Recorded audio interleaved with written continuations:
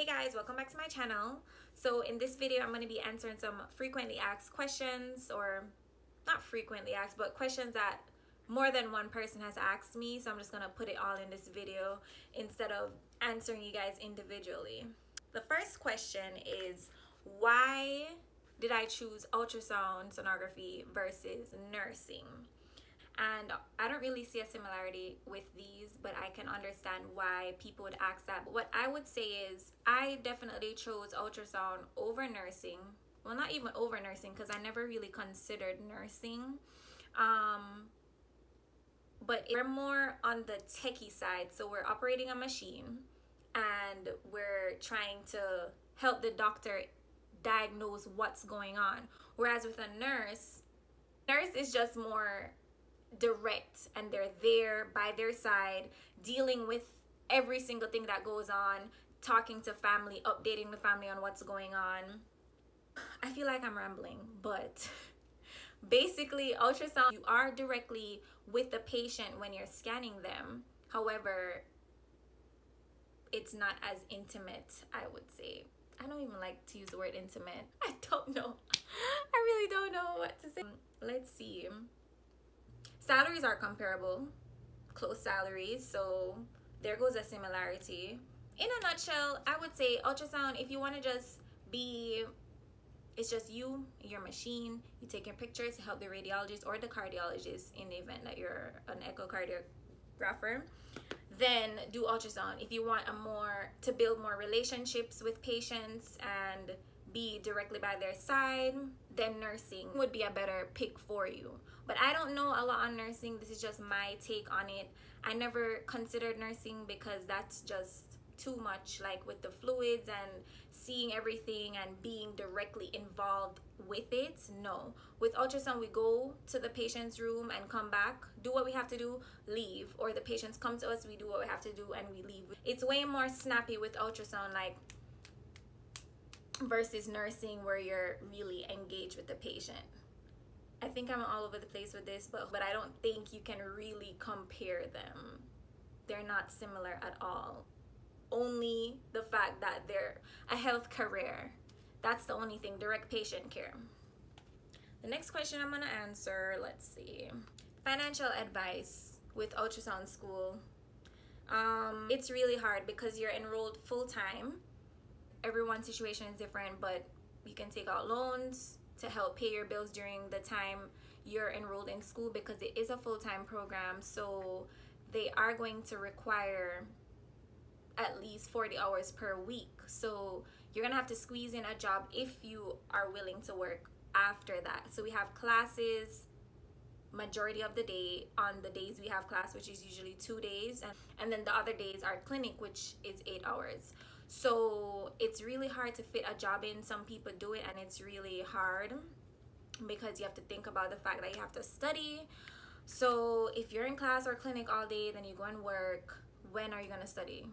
You're going to be pulling all-nighters, which is not even good. But if you have to do it, you have to do what you have to do.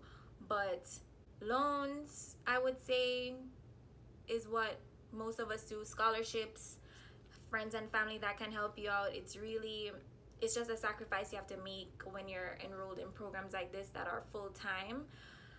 But yeah, that's all I can say on that financial situation, because that's what I did. I have scholarship, and I worked before I enrolled in the program, so I saved up money that could help with stuff like groceries, gas, and whatnot. And obviously, if you're in a pickle, you can ask a friend or a family or whoever, but you gotta do what you gotta do, because these programs, you have to get a certain amount of clinical hours in so you can be competent and follow the guidelines of the ARDMS. Yeah, that's all I can say on the financial aspect. Next is, how did I get started with the program? Did I have a degree? Which degree would you recommend? Okay, so basically, I get this question a lot with the prereqs and the degree. I would say, so based on the programs I've looked at and looked into, most of them, they have certain prerequisites. So all you need to do is take those prereqs in order to be eligible for the program. Now, some of them might have degree preferences. So if you have an associate's degree, a bachelor's degree, master's, doctorate, whatever it is, you could get preference, as in you'll get more points allotted toward your application process, or however they do their system. Because my school, they do it point-based, but other schools, it could just be they probably favor your application versus someone else that doesn't have a background in higher ed. But I wouldn't say you need an associate's, because based on what I'm seeing on these websites, you need the prerequisites. However, they do draw attention to if you have previous healthcare experience in a different profession or something like that. And obviously, if you have prior education, you would be above someone that is fresh out of high school. But the base that you need is definitely a high school diploma.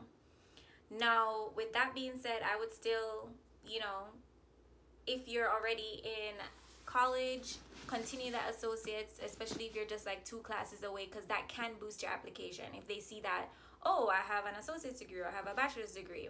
But don't go out of your way to get a degree to apply for ultrasound. I had a bachelor's, but that's because I did a whole career change. Most of us had bachelor's, and if your school looks at your degree level and gives you more points based on that, which is how my school is, then it could help you if you have a bachelor's degree. But I wouldn't go out of my way to get a bachelor's degree to apply for an associate's degree. Another thing is the whole interview and the entrance exam. All schools are different, so some schools will have an interview that you'll have to attend as a part of the application process, just so they can filter through more students. They want to see your will, how motivated you are, and just your enthusiasm toward the program, and make sure that you're not just doing it just for, I don't know, but that you're really determined and you will succeed in the program. So definitely rock your interview, because that's your moment to shine right there. Also, they have entrance exams for some schools, so that might be a set of questions that they're asking you just to see how well you'll work in this program. So those are 2 things that my school didn't have, but certain schools have both, or one or the other. So definitely prepare for that.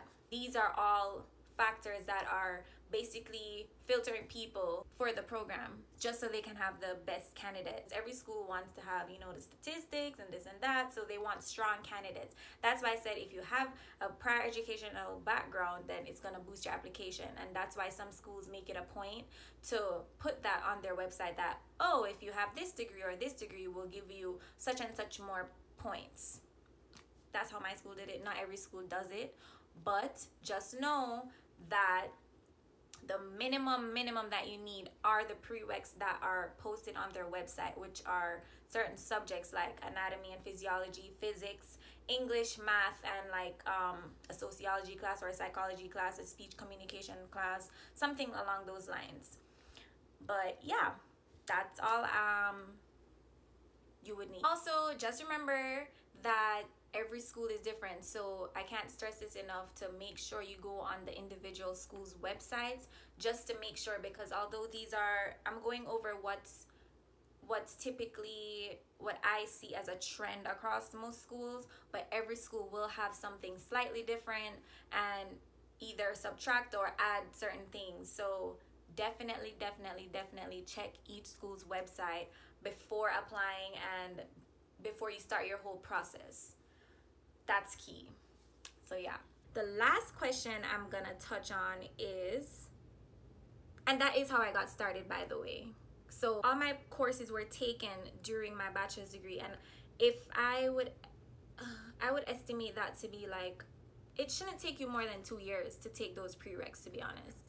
It really shouldn't take more than 2 years. I would approximate it to be like 1 to 1.5 years is the time it would take to fulfill or to complete all those prerequisites. So it shouldn't be too long. I know timing was another question people were asking about, like how long, and they don't want to spend too long in school. It all depends on you, because you can take however many credits you want, like up to 18 credits per semester. Well, that's what it was at my school.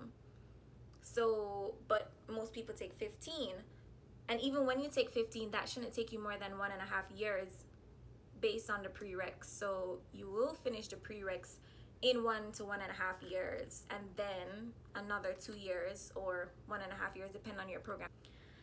Okay, so the last question was, oh wait, I answered it. How long did it take to do my prereqs? Yeah, I think I answered all the questions. If you guys have any more questions, definitely ask me. I'll answer either in your comment or I'll make another video like this if it's a question that's getting repeated. So yeah, so that's all for this question series. Those were the questions that I saw coming up most, so that's why I addressed them. I hope this video was informative and that it helped you guys that were curious about the program or the process and getting through. I'll make another video with some more questions at another time. And so sorry if I was rambling in this video. That's what happens when you just, like, I don't know, I'm in the process of making more videos. It's just been so hectic. So yeah, thanks for watching my video. Give it a like and subscribe. I'll be back with more videos pretty soon. Bye guys.